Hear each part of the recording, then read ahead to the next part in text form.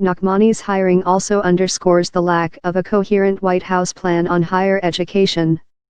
President Trump has rolled back various Obama-era reforms, including those having to do with college loans, sexual assault, and credentialing, but he has advanced no new policy of his own. Even before coming to the White House, Nachmany enjoyed a relative level of prominence within the Trump administration, having been hired at the tender age of 21 to serve as a speechwriter for Ryan Zinke, the Interior Secretary who was forced to resign from his position last December amid ethics investigations. The news of his move to the White House was initially reported by Politico Playbook, which described Nachmany as detailed to the White House from the Department of Interior.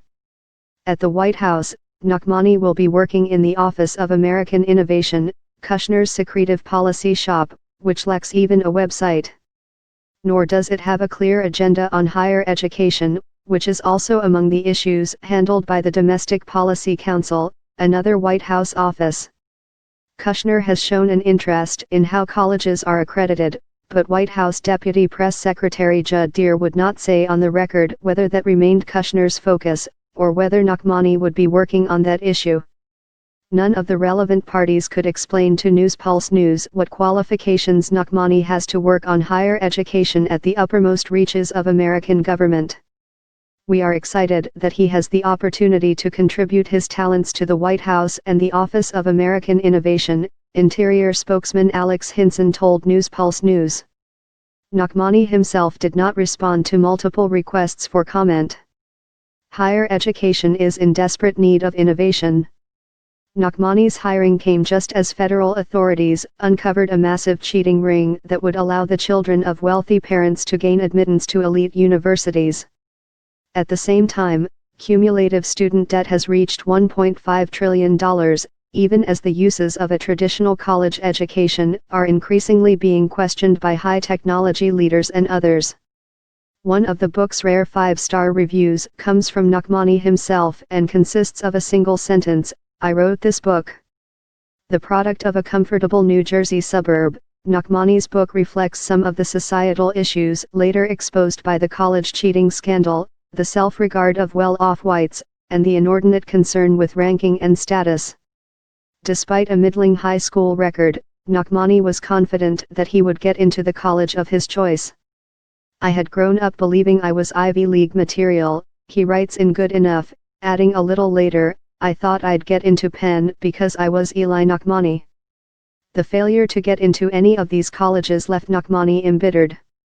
"I want to be so successful that they ended up regretting not being able to have their name on my Wikipedia page," Nachmany writes after being rejected from the University of Chicago, a school famous for producing and serving as an academic home to more Nobel Prize laureates than almost any other institution in the world. Nachmany venerates Penn, the college Trump graduated from after Trump began his studies at Fordham. In Trump's case, a donation from his father may have allowed the future president to make the move. A $1 million donation from Charles Kushner may have similarly helped his son, Jared, gain admission to Harvard, despite an unimpressive high school record. Trump frequently touts his own educational accomplishments. "You know, people don't understand. I went to an Ivy League college," he said in 2017. "I was a nice student. I did very well. I'm a very intelligent person." He has frequently highlighted the elite educational backgrounds of judges he has nominated and politicians he has endorsed. There are flashes of self-awareness, as when Nachmany visits Elon University in North Carolina after being accepted there. Nachmany is put off by the racial homogeneity of the student body, writing, "How was I going to grow as a person over the next 4 years, socially and culturally, if most of my classmates looked the same?" Nachmany finally ends up at NYU's Continuing Education School, now called its School of Professional and Continuing Studies. "The only opinion that mattered was mine, and I opined that I was good enough," Nachmany writes near the conclusion of Good Enough. "I decided to disregard objectivity and proceed with my opinion as though it were fact." At NYU, Nachmany interned for New Jersey Governor Chris Christie, then for Christie's presidential campaign, until that imploded in the winter of 2016. He did press-related work on the Trump campaign throughout that summer and fall of 2016, then worked as an event coordinator for the presidential inauguration before returning to NYU to complete his studies in the spring of 2017.